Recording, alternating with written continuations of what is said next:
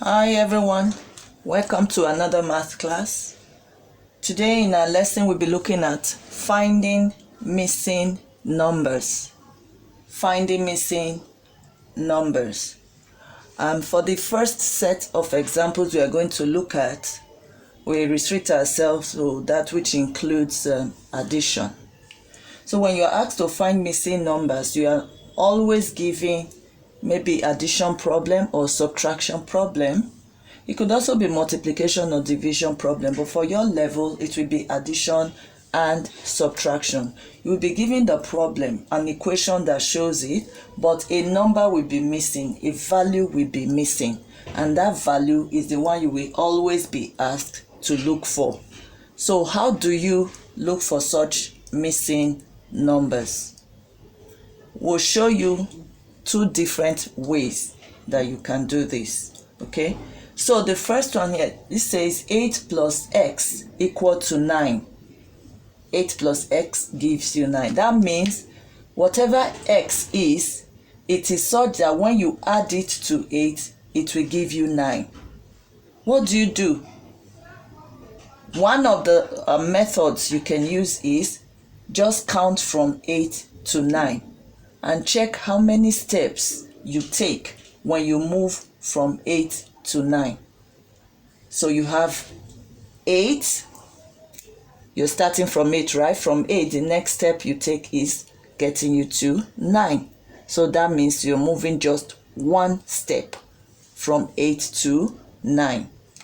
That means that 8 plus that one step gets you to 9.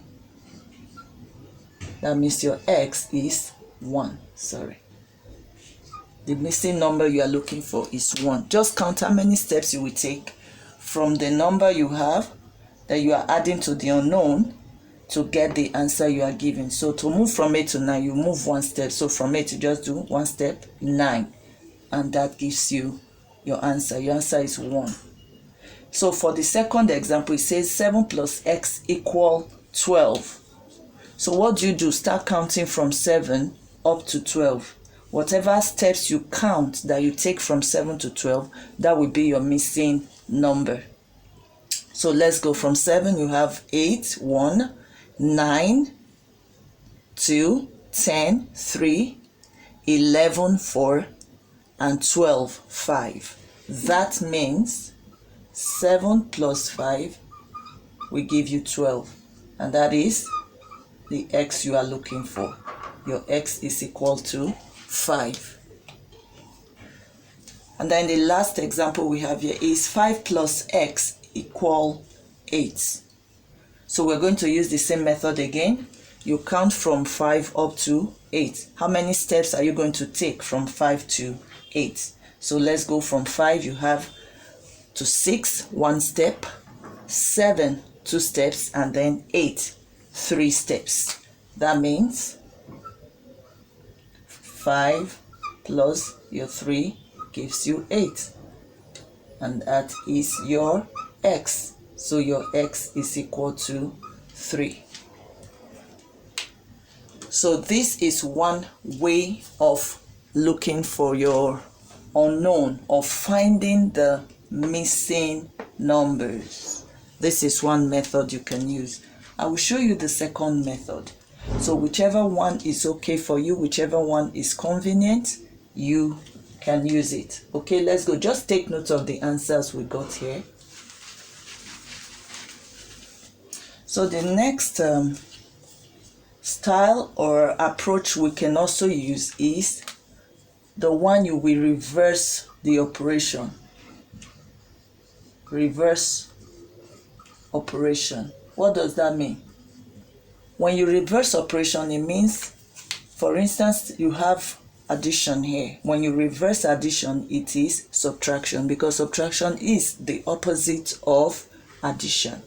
So what we are simply going to do in these three cases is we're going to be changing what we do to subtraction.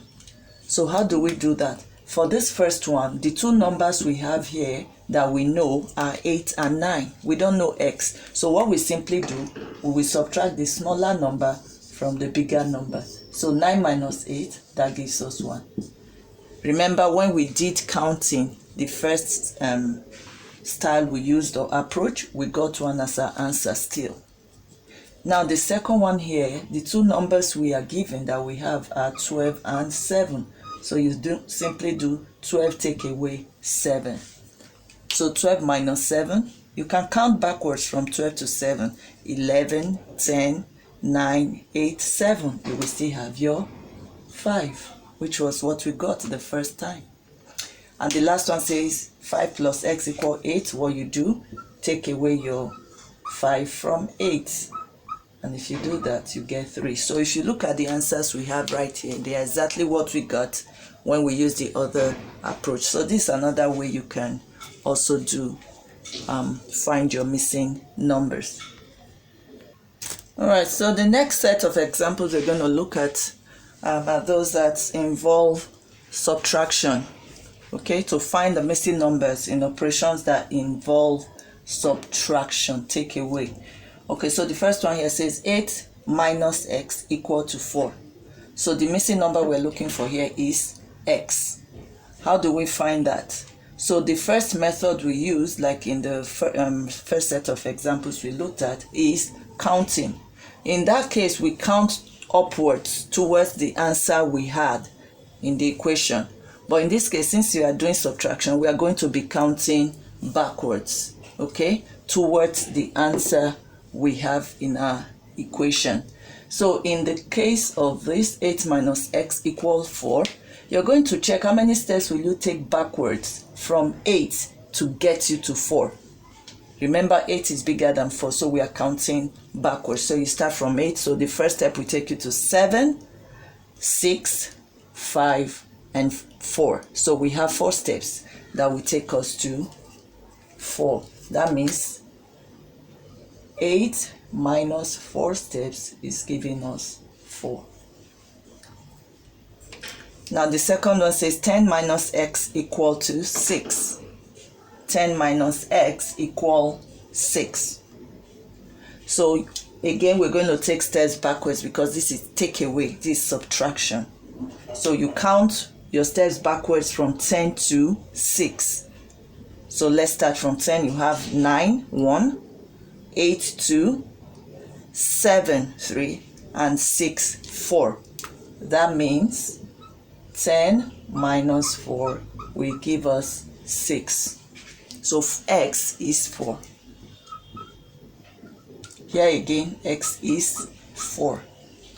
So the last one here is 13 minus x equal to 9. So again, we're going to count steps backwards from 13 to 9. So you have one step back is 12. The next one is 11. The third step is 10. And the last step will take us to 4. So 13 minus 4 equal to 9. So again, our x equal 4. Wow, what a coincidence. This wasn't planned at all. I don't know why we're getting 4 in all our answers. But I hope that we understand what we're doing here.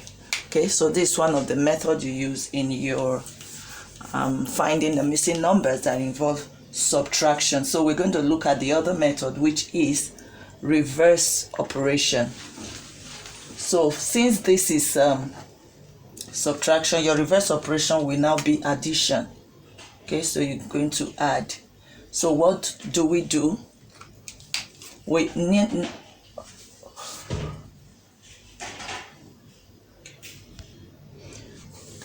the next method we look at will be doing what we call a kind of, not really substitution, but you need to let the unknown be alone.